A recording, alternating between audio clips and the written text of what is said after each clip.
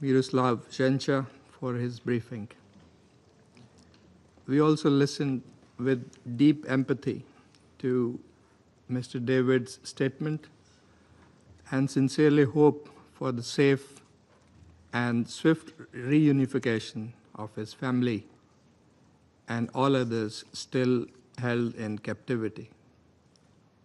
The taking of hostages is a clear violation of international law and totally unacceptable. Hostages must be released.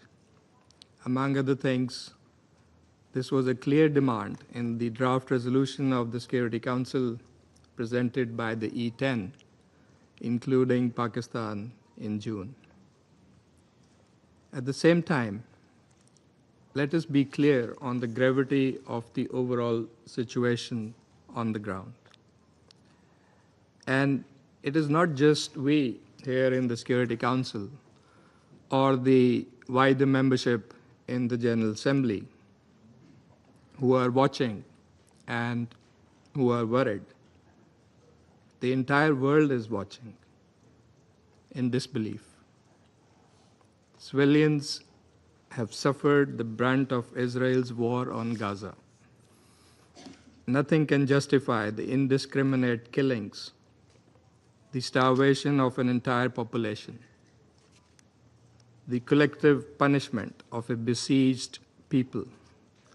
These actions are not only morally indefensible, they constitute grave breaches of international law, including the Geneva Conventions, and stand in flagrant violation of binding measures issued by the International Court of Justice. Mr. President, the humanitarian catastrophe in Gaza continues to escalate at an unprecedented scale.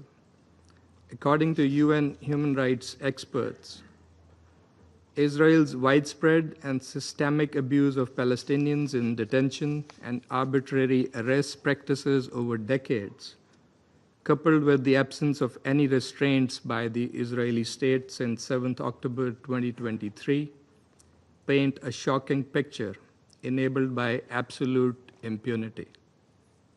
Around 9,500 Palestinians, including hundreds of children and women, are currently imprisoned, around one-third without charge or trial. This is a profound violation of basic human rights, and again, totally unacceptable. 60,000 Gazans have been killed, 18,500 children. Palestinian children have been killed at a rate more than 1 per hour since the war began. Mr. President, although I could have said this, but this is not my statement. It is the Washington Post, which has also published the names and ages of each of those 18,500 Palestinian children. The leading Israeli newspaper, Haaretz, has described the situation in Gaza as, quote, likely the most extreme example of politically driven starvation in the 21st century, unquote. The consequences are therefore horrible. At least 175 Palestinians, including 93 children, have died of starvation. The Director General of the FAO has warned Gaza is now on the brink of a full-scale famine. People are not starving because food is unavailable. They are starving because access is denied. The Integrated Food Security Phase Classification, IPC, has warned that the worst-case scenario of famine is now unfolding in the Gaza Strip. UNICEF has called it a perfect storm of suffering for children, while the UN Secretary General has warned of a humanitarian catastrophe of epic proportions.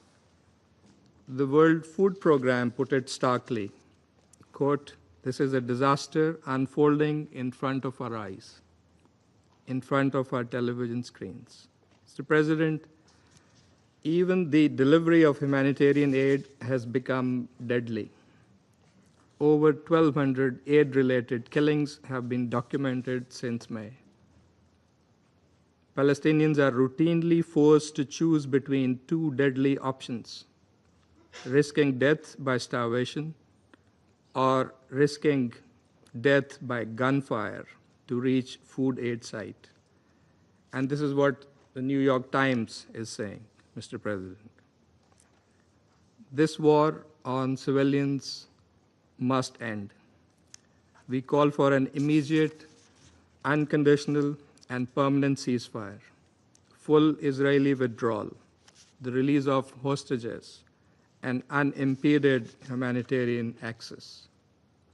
The initial phase of the ceasefire agreement, brokered by Egypt, Qatar, and the United States, led to the release of 33 hostages. But for Israel's unilateral abandonment of the ceasefire, further releases could not take place. Thus, the suffering continues, and it continues on both sides.